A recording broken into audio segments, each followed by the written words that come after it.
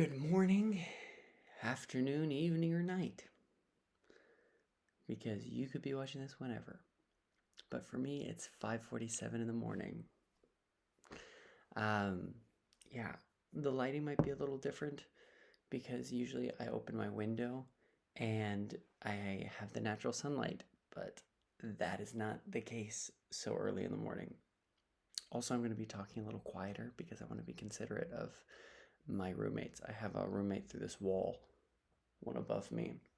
So, I'm going to try not to be too loud. Shout out Sandridge. Okay, yesterday, day 2 of week 2, day 7.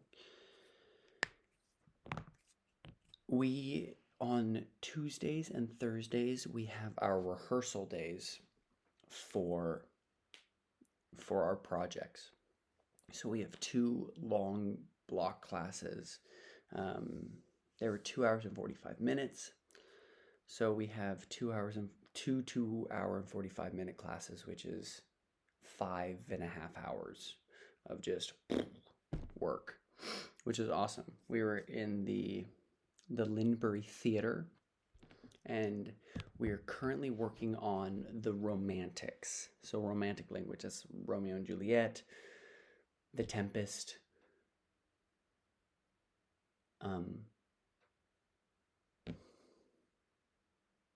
As You Like It, I think.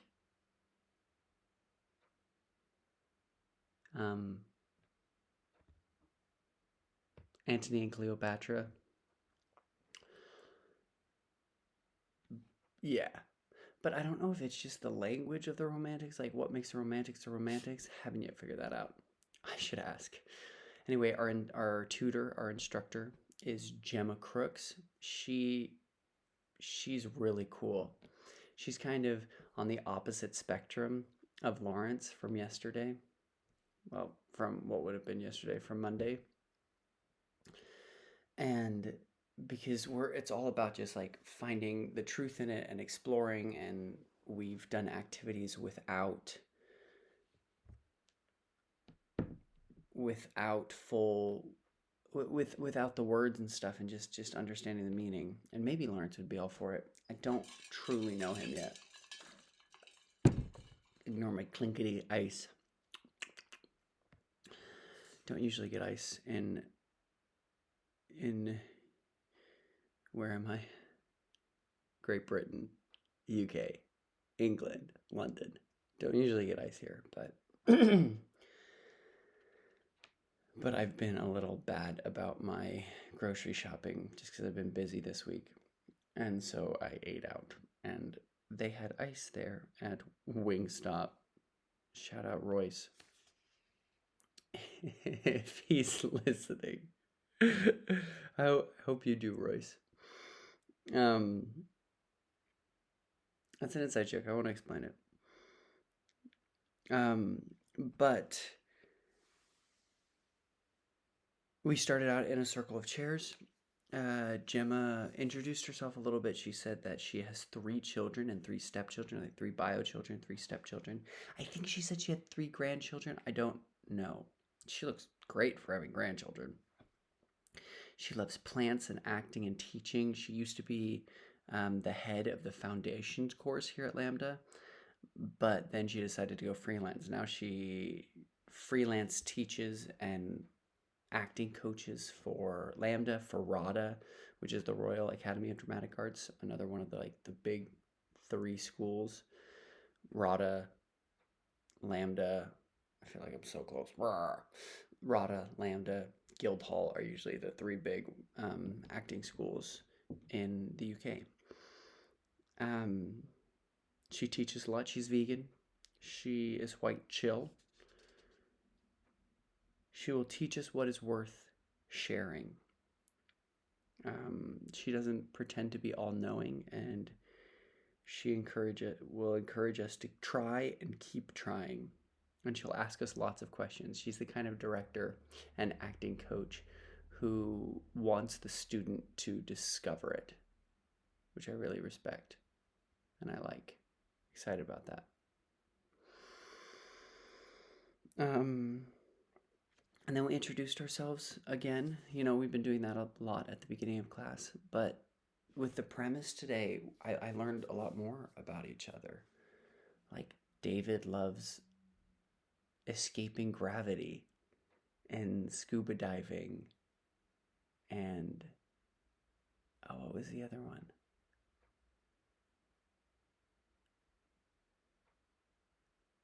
I don't remember. Flying? No. But anything where he can escape gravity, he loves that. Nick almost passed away from diabetes, and yeah, I'm just getting to know people a lot more. I feel like I shouldn't share too much personal information because I don't have their permission to do that. But in general, I was just getting to know people a lot more, and that was really cool. So,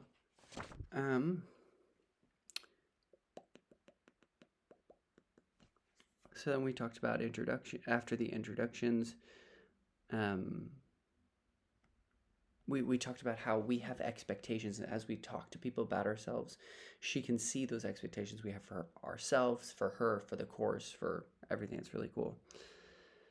And her expectations for us are to try to impact the work and to have rigor. She says what words that she really leans on is rigor and discipline, and that helps her show up and put in the work every day. But she wanted us all to find our own words, because sometimes rigor is a scary word or a difficult thing. And so the kind of words that I stuck to are devotion and dedication. If I'm devoted to this work and I'm truly dedicated, I'll get there early. I'll show up on time. I'll put in the work. I'll try when I don't know what I'm doing. I'll make choices. I'll fail. I'll learn. So that's going to be my key word that I'll come back to, which is like something that I learned in health and life coaching. Fun fact, if you didn't know, I'm a certified health and life coach. So I did that a few years ago. I haven't practiced a ton just because I've been busy with other things. But we talk about keywords that help us to come back to our main want and the outcome we desire. And so devotion and dedication really helps me stick that idea there. Then she said, "Shall we play?" which is so fun. So we all stood up and got in a circle.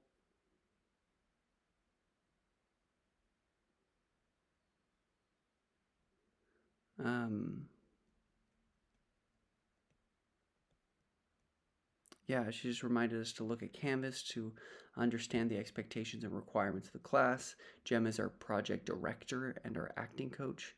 This first project we will be doing will be instrumental in establishing our relationship with Shakespeare. And then we kind of asked ourselves, like, what am I bringing? And what did we do first? We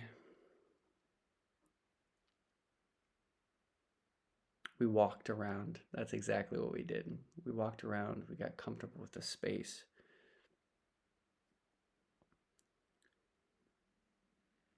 Oh yeah, I didn't write that down, did I? we walked around, and then just in our own focus first, not interacting, not acknowledging anyone else that much, just walking around. And then we tried to find, we do so much just walking, and walking is an ensemble and understanding, and we did a little more of that, and we found a rhythm. I'm trying to remember if this was from yesterday or before. I might need to start recording the night of instead of the morning after, but we walked and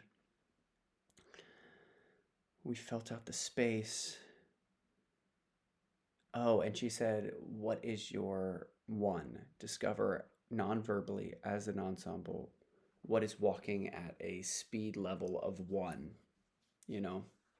So we all walked pretty slowly and we found a rhythm together. And then she said, "All right, what's a 5, I think was the next one. And then what's a 7?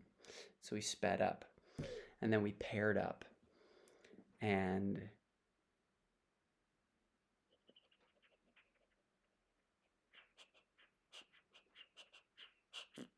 I'm so glad I remember this because I didn't write this part down. But we then we put on music and we tried to dance offbeat. So we got in pairs.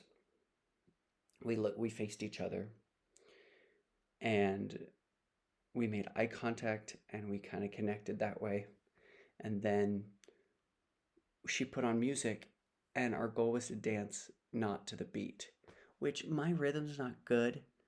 Well, I guess hasn't been good, and so I've worked really hard so that I can dance to the beat. And so it was so hard to not like just get back on it. So we were like trying to surprise the beat, and it was fascinating to see how you would work differently with a different partner because we switched partners a few times. I was with Tilly and Nick, and who else was I with? Who did I start with? Anyway, I was with a few different people. And so like with Nick, for example, we both kind of tried to surprise the beat. Like we'd feel ourselves starting to get on it, and then we'd be ooh, and trying to change tempo and different things. It was I was with David as well.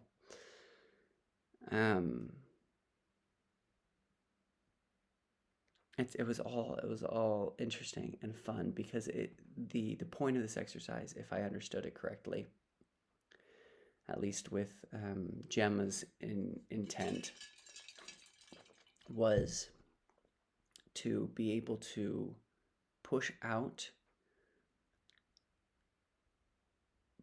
the outside noise and focus in on your scene partner. So it's all about that connection. And you don't let the noise interrupt you, which was sick. I liked it a lot. Then we talked about it, and we talked about those discoveries. And then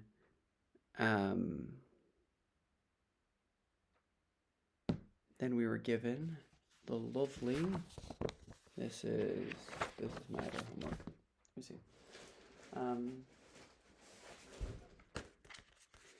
A little bit of a script and some paperwork. If this is the right stuff. Yeah, I'm also singing tomorrow. We'll get to that. This looks like all this stuff I just printed out. Wait a moment. Yeah, it is. No, it isn't? Yes, it is. I need to organize my papers better. Aha, that looks like not what I'm looking for. No, because that's voice. And that's from Lawrence.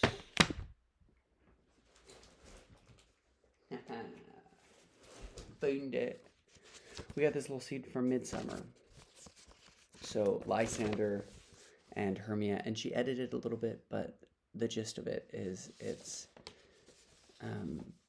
Lysander coming on to Hermia when they're running away to be married, and she's like, we need to be married first. It's like, slow down. I'm gonna sleep over here and you sleep over there, right? So it's fun. And then she split us up into 2 groups and said by Thursday, when we have our rehearsals again, be memorized with your part. And so I love this, what she said. It's like she said, we're learning to apply craft to the text, because the craft is what we can learn and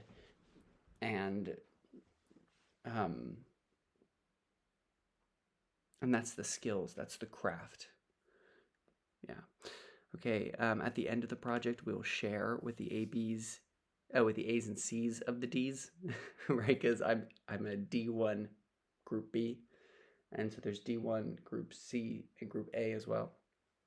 So when she picks our full scenes that we're going to do, she's going to put us in groups, and with those full scenes, we'll um, we'll have that all set up and set out. Sorry, I'm a little all over the place early in the morning. Oh, it's 6. Okay. And then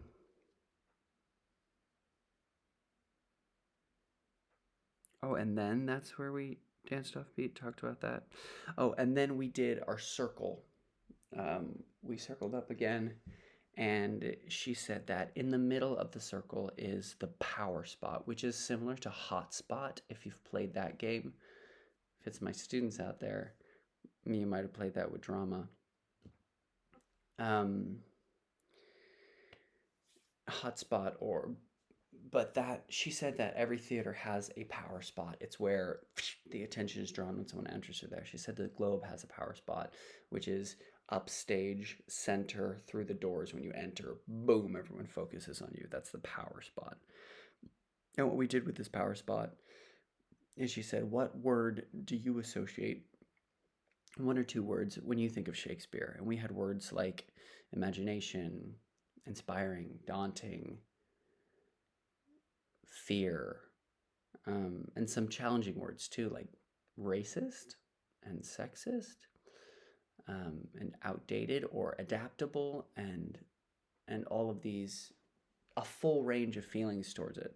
I really appreciated that side of things. Just accepting all experiences. And then we started working with the text. Well, we decided we were going to work for the text. We had our 15-minute break there. We actually went 30 minutes over the schedule because the schedule had us till 12:45, but we went to 1:15, which is fine. I hadn't eaten since lunch the day before, but that was kind of an accident. Don't worry about my health yet. I'll let you know if you should, maybe. But I just did a little 24-hour fast of sorts. But then I got some food, and it was all peachy keen. No worries. I'm healthy and fed. I've lost some weight, but that's mostly because I'm walking like 8 miles a day.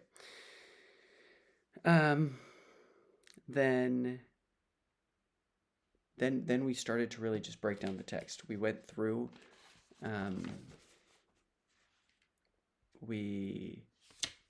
Oh no, so sorry. We didn't have our lunch break yet. We had a 15-minute break, and then we started breaking down the text. So we talked about like what heightened means. What does a heightened text mean? And we kind of came to the conclusion that it's not natural conversation. It's not the normal way that we speak. It's a poetic language. It's metaphorical and has alliteration. It's painting with numbers, but it's not posh. It's not upper class, because Shakespeare has everything Shakespeare does is heightened language, but not every character he has is a posh character. He has clowns and farmers and all of these different people. And so we also talked that we don't need to change our voice to be able to portray it. We mentioned heart voice again, like what is our true voice? Don't worry about, being Shakespeare or putting on some affectation. So she says if we lose that, if we lose our natural true voice, then she'll stop us. And if we put on this fake sound or physicality. Then we talked about which was the latest Shakespeare show we saw, and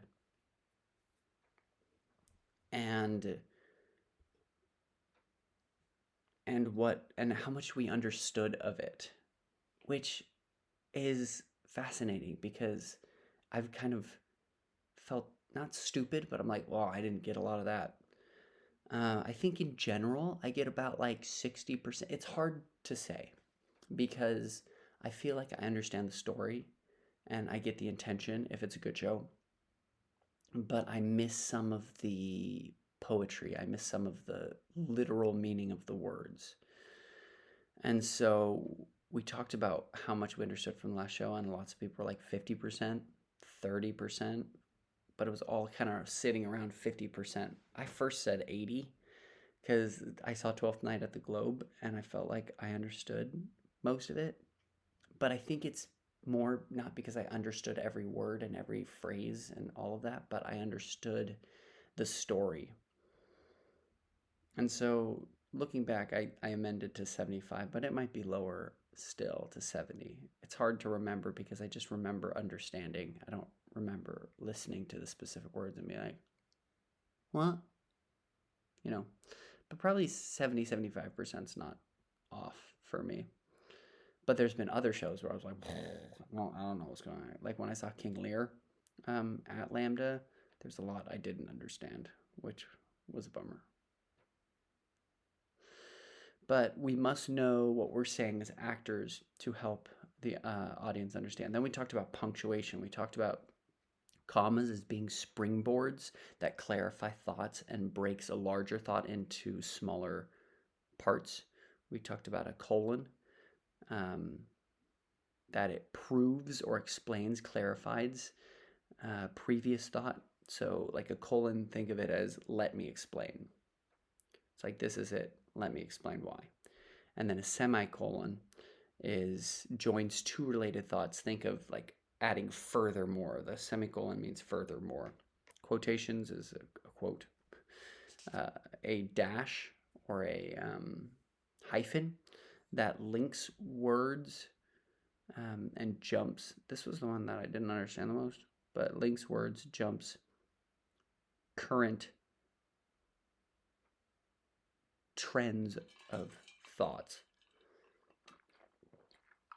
Like sometimes it's a little interjection that will be put by a hyphenation or a dash, and then question mark to question. An exclamation point is an emotional emphasis, and a period's a full stop. That's end of your thought. So really pay attention to the punctuation. And so we read through it, trying to pay attention to the punctuation, doing one line each. And it's fascinating because Lawrence the other day said that a comma does not mean a pause. And so we were trying to do it like a springboard, and it was fun and interesting. Then after reading it, we had our lunch break. It was an hour. It was great.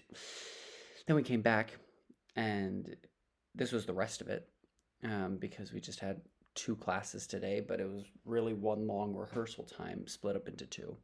So we identified the obstacles and objectives. We started looking. Oh, sorry. We got together in groups of 3 with 2 Hermias and 1 Lysander, or 2 Lysanders and 1 Hermia.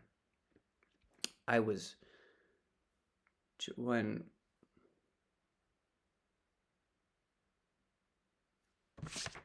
I skipped a part. I think before we went to lunch, we split up into 2 sides. So each of us was either chosen to be a Hermia or a Lysander. And then we lined up against each other, and we took our scripts and we tried. And so 1 Hermia would stand into the center and 1 Lysander would stand, and they would do a delivery. They would do it in their own way, and it was interesting. I'm not sure if that was before or after lunch. I think it was before.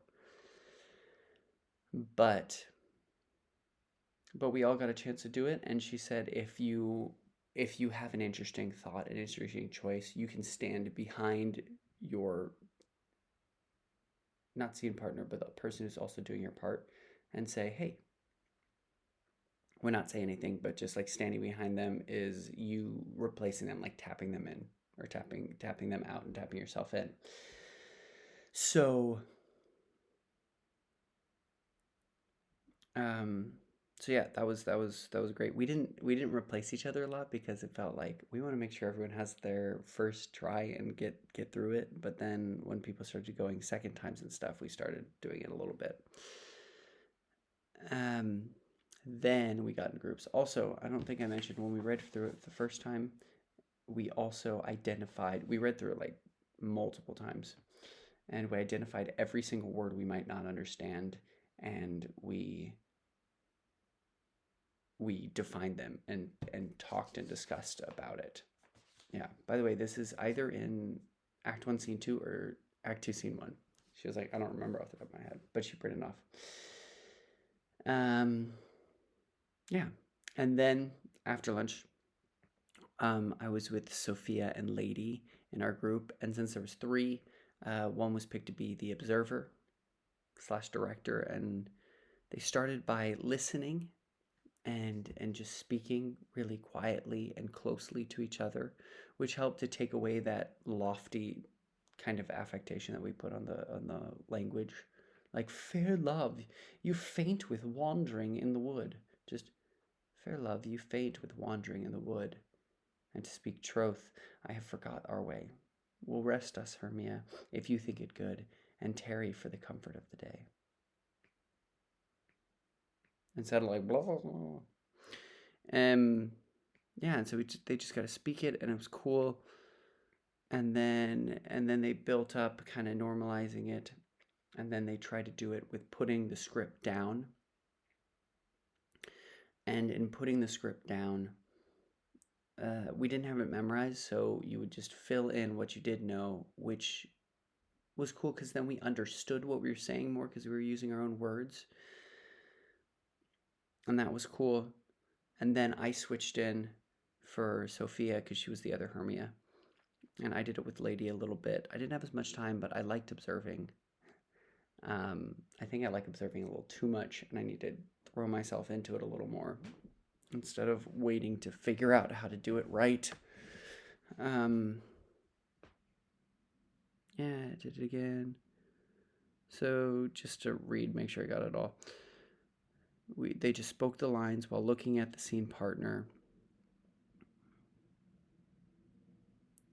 And they were looking at and then they started trying to really pursue objectives, their wants. And then they talked about what it was to listen, and we kind of debriefed. And then they did again, focusing on response, right? Like, how do we respond when we're listening? Like, how can we keep that genuine? And it got a little fake because I kind of emphasized that, and then they're like, huh, what do you mean? And then it felt a little put on. So then they dropped the text and used their own words, and then focused on these objectives. And then your want is not a plow, there are obstacles, right? So what different tactics can you use to get your wants?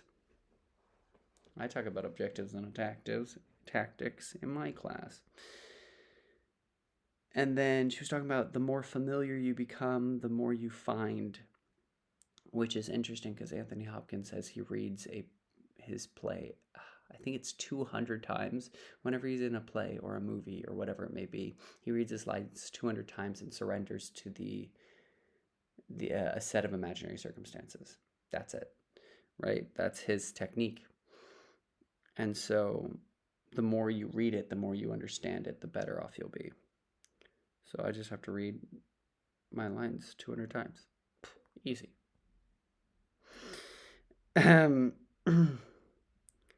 Then our projects, our actual scenes that will be chosen will be about 6 minutes. So it's going to be much longer than this, which is probably under a minute. And then we separated it into our lines again, the Hermias and the Lysanders, and we tried it again. But this time we did it without holding our scripts. And we got to switch in and try multiple times. It was fun. It was cool. For me, I'm not a good memorizer, so there's a fear of getting it right.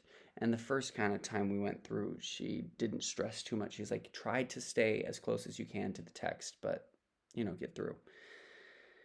And so some people added more modernisms and speech and just talking through it normally. And then other people really were good at picking up the speech.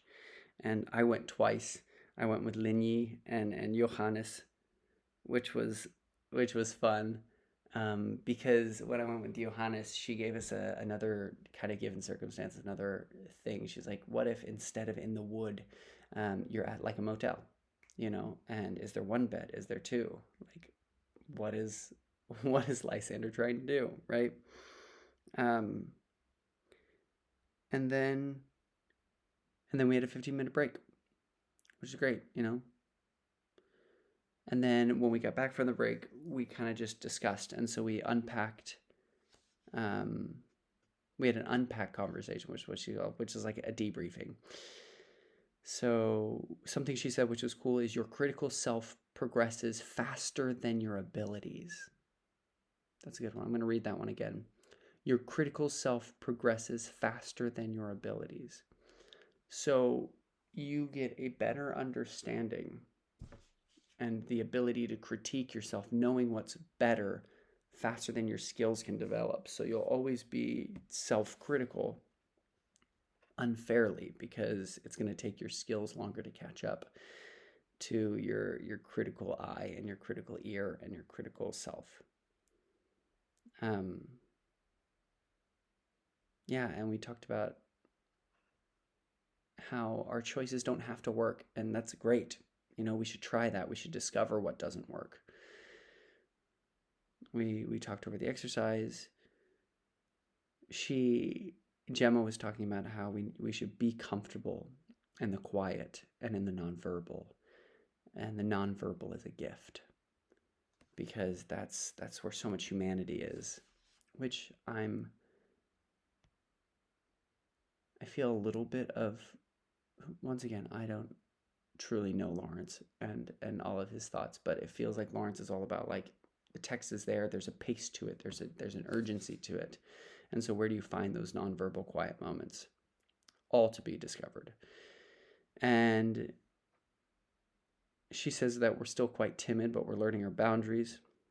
And then we talked about our actual projects. And this is not the point of this semester, this half of the term, but this is where we get to focus all we're learning. We're going to do a scene, and we're going to either do duologues or trios.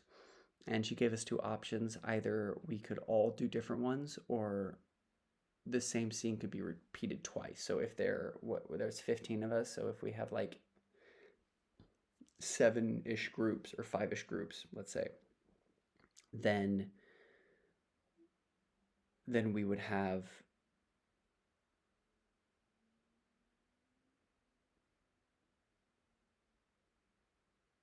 let's say 6 groups, then there are only 3 scenes, and so two groups are doing the same scene.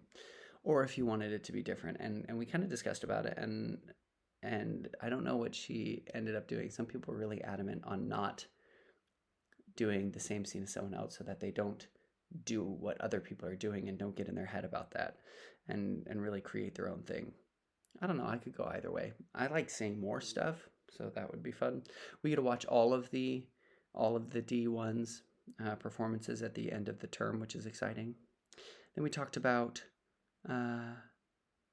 what we have played and our experiences, and we just talked about doing it scared, doing it anyway. And we went around and talked about like what we felt. And what I said, I had a moment.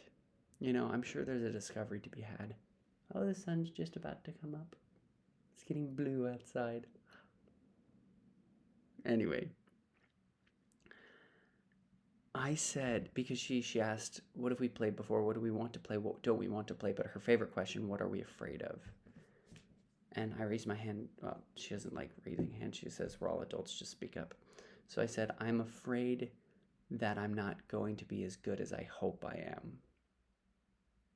I've always felt capable and I've had belief in that. And when I watch other people, I'm like, I could do that. Or I have interesting ideas or choices, or I wish I got these opportunities. I haven't played a lot of leads.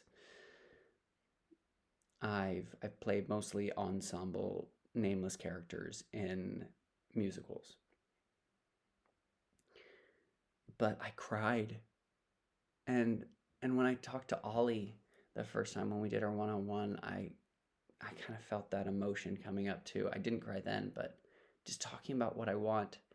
And I don't know why.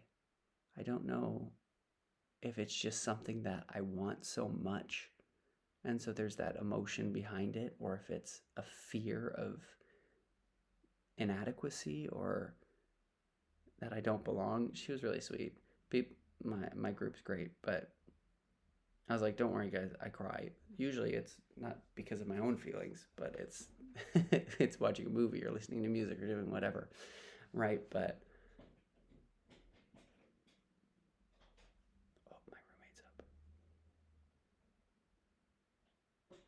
Roommate's not the right word. My flatmate. My flatmate's up. Um, apartment mate. Apartment mate. But I need to wrap this up. These are too long. I'm close. This is our last little conversation we had. And so she asked everyone, she's like, raise your hand if you question if you're good enough to be here. And everyone raised their hand. And she's like, what even is good? You know, because you'll find things that you like that other people don't, and we all have our opinions and things. And that didn't quite get to the feeling I had. I was like, maybe not good, but capable. Or I don't have the ability.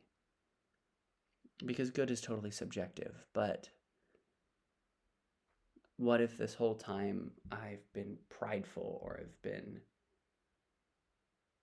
seeking after these meaty roles and wanting to play the lead, and really the whole time I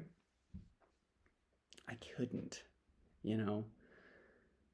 And I don't know where that emotion came from, or that desperation, that insecurity, that whatever it may be. But yeah, I didn't like sob, but tears fell. I blew my nose, you know? And so yeah. Then to end our class, we played this game where we all got in a circle, and she renamed it a little bit. She called it Paprika. So if somebody starts, they go zip zap zop, or like wha ha ha. I'll explain it with her way. But so we all got in a circle, and the person starts, and they said, "This is my spice, and I'm going to use it." And then she called it paprika. So the person who starts, "This is my spice, and I'm going to use it," pa, and points at someone in the circle, around the circle, pa, and then that person goes pre, and they have to go up, and then the two people on either side go ka, or ka, depending on which side. And so then you go around until somebody messes up the rhythm or does it. And the fun thing for this is, if you got out, then you went in the middle and you pantomimed making tea. Which I offended a great number of people, because I microwaved my water. Because the Brits, most of them, they didn't even know that was a thing. And they're like, just get a kettle. Just get a kettle. It'll go to a boil. It'll get to a boil in like 60 seconds. What do you mean? It's like, it has to be boiling water or it doesn't work. And so I was like, I've done it with a kettle. I've done it the right way before. I don't drink a ton of tea. But I just thought a microwave would be easier to pantomime. And Nick, he's American too. He's like, yeah, I microwaved mine too. but it was funny. Gemma was like, you used a microwave. Fascinating. And she was just interested. Anyway, for our homework, I did not win, unfortunately. Hence, making the tea. But we switch characters. So on Thursday, I'll be Lysander instead of Hermia, which is fun because I was having lots of ideas for Lysander. And I'll see if I lost them, but I'll have to memorize that. It's almost 6:30. God, I wanted to leave at 7. 30 minutes. Gotta make lunch. I'll put away my clothes someday. And I gotta make my bed. Okay. Anyway, I got time. I'm wrapping this up. And then we ended a little early, and she's like, have some reflection. I just reflected on my emotion. Like, am I afraid of failure, or have I been holding in this emotion of denying myself and the things that I want? So now that I'm just kind of raw accepting and pursuing my dreams, or is it just so much is going on? I'm away from my family. I'm away from my wife. I'm away from my unborn child, and I'm about to have a baby. Emma's about to have a baby, but I'm about to introduce a son into my life. I'm going to be a father next month, and I'm away from them. And I've been in London for over a month now. We're getting close to 2. No, we're not. A month and 10-ish days. And so is it just the so much going on that I'm feeling, or is it something else? I don't know. I just reflected a little bit about that, and then that was the day. And then after, James had booked a practice studio to practice singing, and I get so anxious about singing in front of people because I want to be really good, and I'm okay. I'm good. I have skills and I have abilities, but I'm not. I get pitchy and I struggle with rhythm and I stink at memorizing words. So, so I decided to do Shakespeare because that's so easy. Um, but yeah, I was just able to go over it, and before that, I printed off the things I did. I tried to do that. I think I mentioned that first thing I got there, and then I printed it off wrong, and I printed things off again. So we'll see if I did it right this time. But anyway, that was my day. It's a good day. We're going to see how it all works out for today, where I'm going to sing in front of people out there from the Hunchback of Notre Dame. Out there.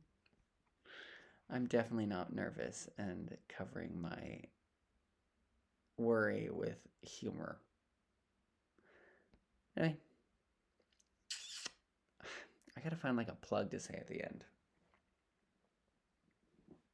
Be good to each other. Maybe I'll quote Shakespeare. Oh, that would be smart.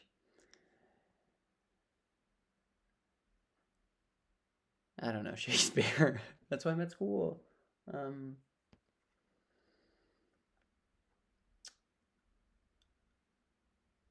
The world's a stage. The whole world's a stage. We're merely players. To be or not to be, that is the question.